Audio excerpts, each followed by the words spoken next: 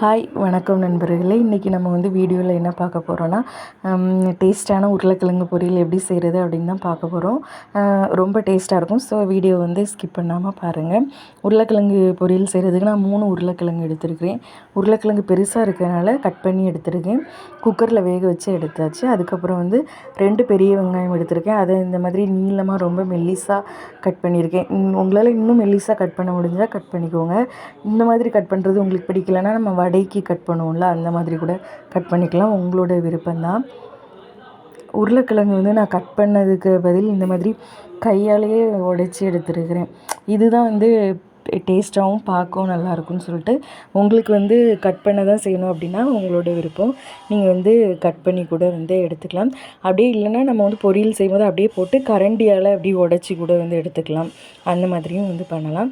அடுத்து நம்ம பாத்திரம் வச்சுட்டு நல்லெண்ணெய் ஆட் பண்ணியிருக்கேன்.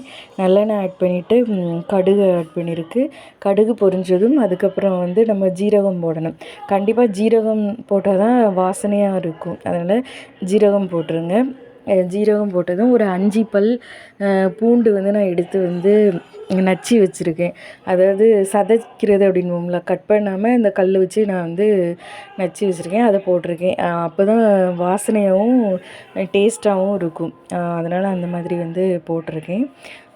இதை கொஞ்சம் மிக்ஸ் பண்ணிவிட்டு அதுக்கப்புறம் நம்ம வெங்காயம் கட் பண்ணி வச்சுருக்கோம்ல, வெங்காயம் ஆட் பண்ணணும். வெங்காயம் ஆட் பண்ணிவிட்டு அதோடு நான் சால்ட்டு கொஞ்சம் ஆட் பண்ணிட்டேன். அப்போ தான் நமக்கு வெங்காயம் சீக்கிரம் வதங்கும். அதனால் நான் சால்ட்டை ஆட் பண்ணிவிட்டு வதக்கிட்டுருக்கேன். அதுக்கப்புறம்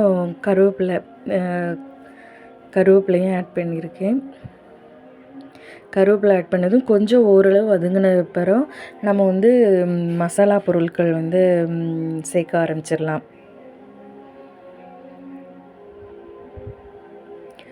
மஞ்சள் தூள் அதுக்கப்புறம் தனி மிளகாத்தூள், காரத்துக்கு தனி மிளகாத்தூள் ஆட் பண்ணியிருக்கேன். அதுக்கப்புறம் சாம்பார் தூள் இருக்குல்ல, நம்ம வீட்டில் சாம்பார் வைக்கிறதுக்கு சாம்பார் பொடி வச்சுருப்போம்ல, கடையில் வாங்கி வச்சுருப்போம், இல்லை நம்ம வீட்டிலே ப்ரிப்பேர் பண்ணி வச்சுருப்போம். அந்த சாம்பார் பொடியும் கொஞ்சம் சேர்த்துக்கலாம். உங்களுக்கு விருப்பம் இல்லைன்னா வேண்டாம். ஆனால் சாம்பார் பொடி கொஞ்சம் போட்டால் தான் இதுக்கு இன்னுமே டேஸ்ட்டு நல்லாயிருக்கும். ஸோ உங்களுக்கு பிடிச்சிருந்தா சாம்பார் பொடி ஆட் பண்ணிக்கோங்க. சாம்பார் பொடி ஆட் பண்ணால் இன்னுமே டேஸ்ட்டு நல்லா தான் இருக்கும். அப்புறம் இதில் நான் பெருங்காய தூள் காய பொடி இருக்குல்ல, அதை ஆட் பண்ணேன். அது வீடியோவில் கவர் பண்ண முடியல.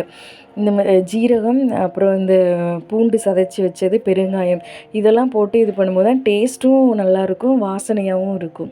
ஸோ குக் பண்ணுறது நம்ம கையில் தான் இருக்குது. ஆரோக்கியமாகவும் இருக்கணும், அதே டைம் சுவையாகவும் இருக்கணும். அது நம்ம எப்படி செய்கிறோம் அப்படிங்கிறது இருக்குது. அது நம்ம எல்லா பொருளையும் ஆட் பண்ணால் தான் அந்த டேஸ்ட் நமக்கு கிடைக்கும். இப்போ நம்ம வேக வச்ச உருளைக்கிழங்கை அதோட மிக்ஸ் பண்ணியாச்சு. நல்லா மிக்ஸ் பண்ணிக்க வேண்டியதான். கரண்டியை வச்சு பெரிய பீஸாக இருந்தால் அதை கரண்டி வச்சு நம்ம இது பண்ணிக்கலாம். அப்புறம் உப்பு காரம் எல்லாம் செக் பண்ணிவிட்டு உப்பு கம்மியாக இருந்தது, அதனால் உப்பு தூள் ஆட் பண்ணியாச்சு. இவ்வளோதாங்க. செய்கிறது ரொம்ப ஈஸி. ஸோ கண்டிப்பாக ட்ரை பண்ணி பாருங்கள். இது ரசம் சாதம், சாம்பார் சாதம், அப்புறம் காரக்குழம்பு, அப்புறம் வெரைட்டி ரைஸ் எல்லாத்துக்குமே ரொம்ப பொருத்தமாக இருக்கும். ஸோ கண்டிப்பாக ட்ரை பண்ணி பாருங்கள். இப்போ தான் புதுசாக இந்த சேனல் பார்க்குறீங்கன்னா சப்ஸ்கிரைப் பண்ணுங்கள், உங்கள் ஃப்ரெண்ட்ஸுக்கு ஷேர் பண்ணுங்கள். தேங்க்யூ.